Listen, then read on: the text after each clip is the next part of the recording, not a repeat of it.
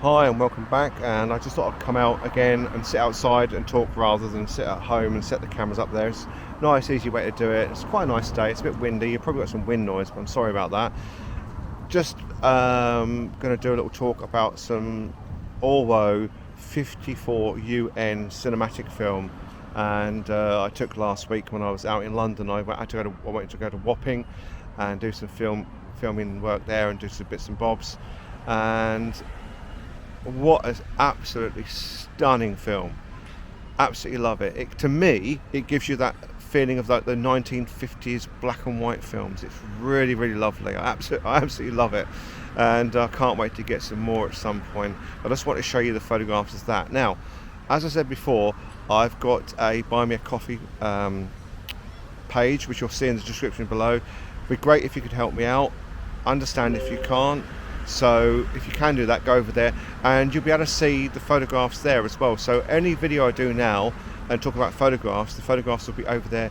Anyway, so I'll take me back home now and we're going to look at the computer and look at the photographs I took last week. Thanks. Okay, so let's take a look at some of the ORWO shots I did. Now, some of them I'm not very pleased with because, you know, you make mistakes. And I don't know why this one is actually out of focus. I must have got the shutter speed wrong on it or something, but the effect I was trying to go for was this, to see how well it dealt with bright highlights and shadows and contrast and the whole thing, and it really, really works really well. So I'm going to close some of these. I'm just going to bring some of the photographs up. Now, this one's more out of interest than anything else.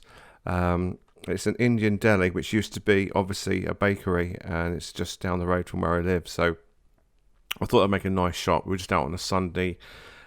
It was really overcast, but you can still see the contrast is wonderful. The whites and the blacks and all the different tonal ranges, absolutely fantastic. I really, really rate this film. And then we're going to look at some of the shots I took in London. Now, the first thing to note is the actual boat is not white. It is a grey colour. It was a kind of, I don't know, it was a really, really strange colour, like it'd been painted with undercoat and just left. But you can see it's got lovely detail, lovely tonal range, and you don't lose things in the shadows, and you'll see that in a couple of shots time when I show you, but you can just see just how lovely that is and how fine the grain is as well. Okay, so I'll go for a few more.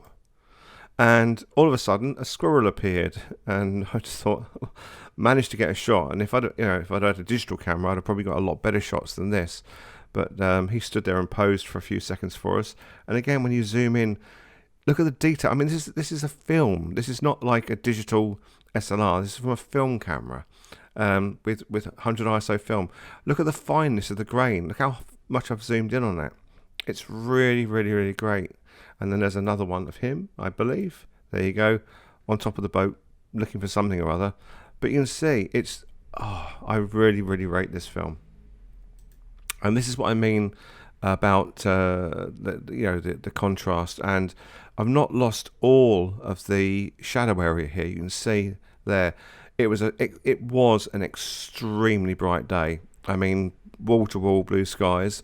So, but I just love this rigging and the whites, and you can obviously now that greyish colour. I need to go back and take a photograph on colour and to give you an idea what it's like. And right, this one was taken with my 75 to 150 f4 lens, and yeah, I obviously didn't get something right here. I don't know if it's the sharpest of lenses, but you can still see again, great contrast. Again, misfocusing, trying to do a handheld shot of something that was blowing in the wind. But again, you can see the whites to the really, really dark black and grey areas. Fantastic. Not a very good shot at all, but there you go. And I don't even know where I took this photograph. It must have been out when I was out on a walk one day with the same Sunday with a friend. And this is right next to London Bridge Station, and I'd been meaning to take a shot of this for a long, long time. I wanted to do something a bit abstract. It's come up okay. It's not brilliant. And in my next video, you'll find out why I'm getting soft corners and how I've managed to fix that now. as these were taken before things changed. So that's coming up in a new video. Love this shot. This is right. This is actually at, so my head level is pretty much at this level here, where these two rivets are, just here. So I was kind of like looking up to it, but it just, you know, I've got to try it with this film. We were in really, really shaded light here. We were under like the shadow of another big building, because this is in Wapping in London. And this one just goes to show you what can be done with a really, really good film. You've still got all the detail in the shadow areas. The highlights aren't blown out at all. And then you've got this dark area here with other shadows. It is just, this is what you want in a black and white film. This is what I want in a black and white film. So, and I took this for this particular reason, to actually see how well it will work, because this was in really, really quite dark shadow. And the actual leaves ended along that line. That's not like a shadow from like an outside wall. It's actually where the leaves end.